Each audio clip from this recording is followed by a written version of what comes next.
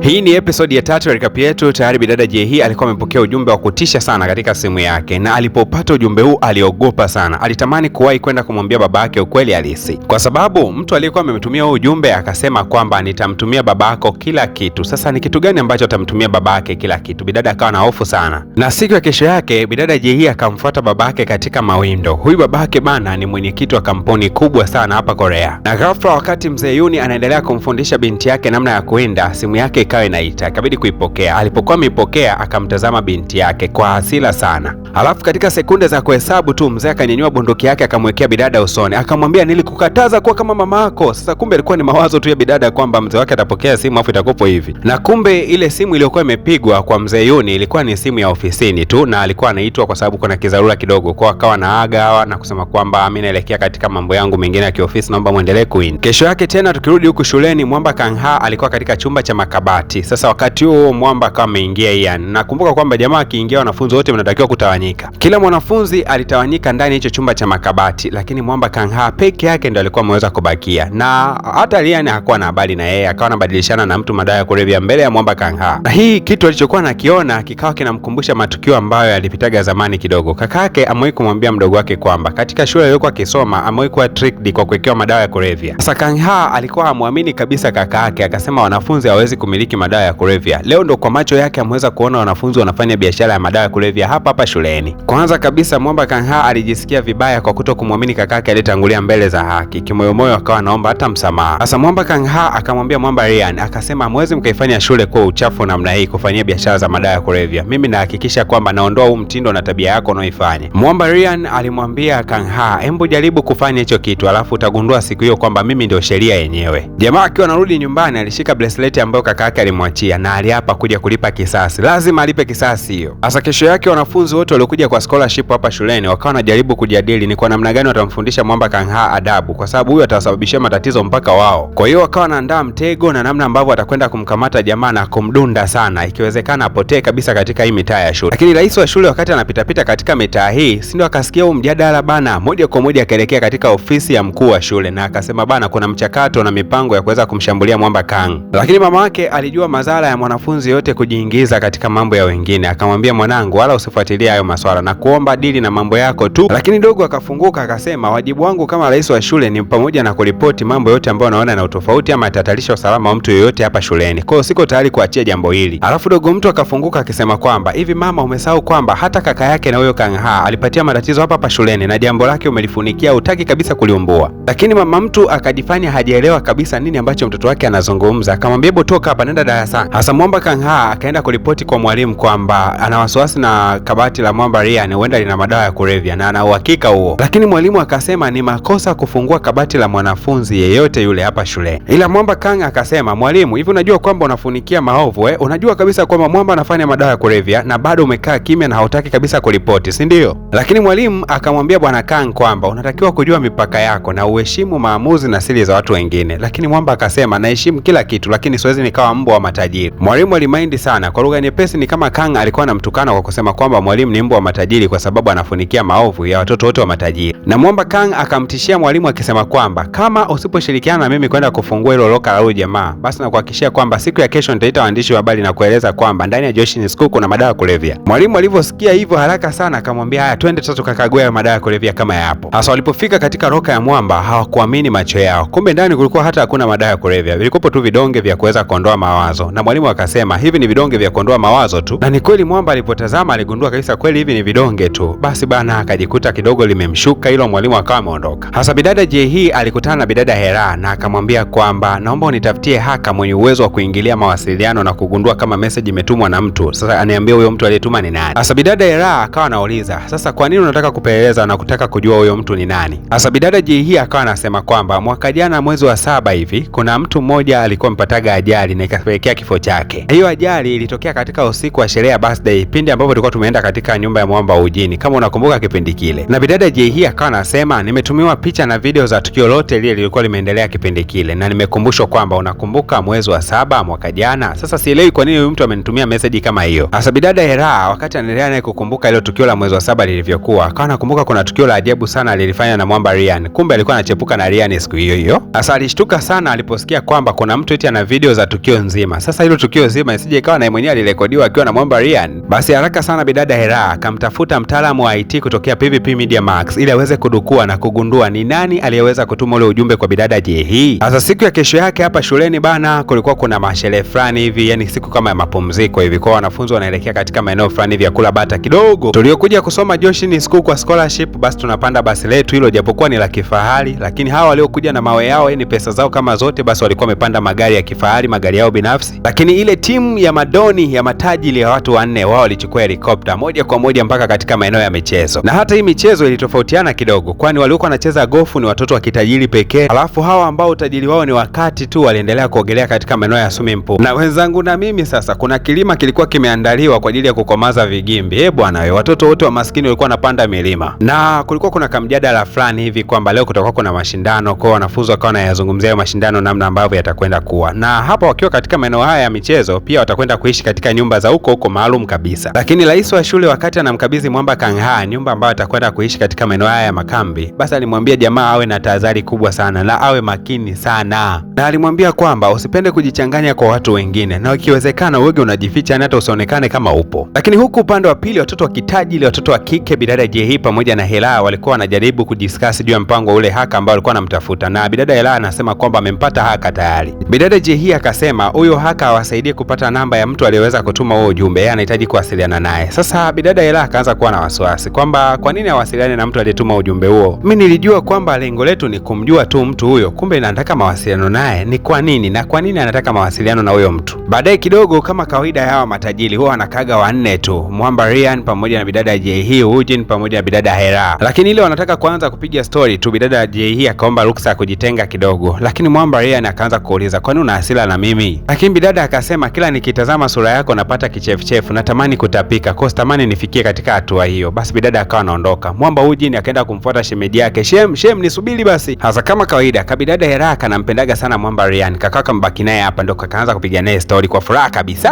Hasa bidada Hera akazidi kumwambia mwamba kwamba nimewahi kukwambia kuwa tafuta mwanamke mwingine umfanye bidada awe na wivu, naamini kabisa atakurudia na atakupenda sana tu. Lakini mwamba akasema haiwezekaniki, anamjua vyema bidada Jay, aweze akabadilisha maamuzi yake kisa yeye amepata mwanamke mwingine. Bidada Hera akasema ni kweli inaweza ikawa ni ngumu, lakini kama akigundua kwamba una date na rafiki yake, basi lazima atageuza maamuzi yake. Una maana gani? Namaanisha kwamba date na mimi, kwa sababu kama yeye alikuwa tayari kudate na mwamba Kangha japokuwa kwa siku moja tu na ulipata wivu, ndivyo ambavyo hata yeye mwenyewe ukidate na mtu mwingine tu atapata wivu. Huku upande wa pili bana, shuleni mwalimu akawa anamwagiza mwamba Kangha kwamba akanunue zile dawa za kuondoa stress kwa watoto wa matajiri. Akamwambia pesa hiyo hapo, hakikisha unanunua za kutosha nataka uzizoee ili siku nyingine usije ukasema ni madawa ya kulevya, kwa sababu ushindi wewe kuambia waandishi wa habari. Mwamba akasema sawa madam, nimekuelewa, inatosha kuniagiza kununua dawa za kuondoa stress basi mshikaji bana, bila mawazo yeye akachukua kabaisikeli kake mdogo huyo kwenda dukani kununua hizo dawa za kuondoa stress kwa watoto wa matajiri. Sasa wakati mwamba alikuwa anaelekea huko dukani, si akakutana na bidada Jay. Bidada Jay akaomba lift. Samani kaka, naomba lift, nataka na mwenyewe nikanunue fegi. Kwa bahati mbaya sana walikuwa wanapita jirani kabisa na bidada Hera alipokuwa ameketi na mwamba Ryan. Basi akawa anamwambia umeona sasa wawili hao wameshaanza kupendana, wewe umeshaanza kupata wivu. Ndivyo ambavyo na wewe ukipendana na mtu mwingine watakapokuwa wanapata wivu. Sasa wakati wanaelekea kidogo, bidada Jay alijisikia raha sana, kwa sababu ni kwa mara ya kwanza katika maisha yake anapanda baisikeli, usafiri wa kimaskini namna hii. Lakini aligundua kwamba baisikeli ina upepo mzuri sana, lakini pia namna ambavyo anaweza kuyamudu mazingira, namna ambavyo anaenjoy mazingira, yani alijikuta anafurahia kidogo. Lakini hata kabla hawajafika mbali sana, mvua ikaanza kunyesha, wakajikuta tu anaweza kupozi kando kidogo hivyo, akaanza kupiga story hapo. Lakini wakati huo kuna kapapi fulani kakaka amekuja pale, kakajipukuta maji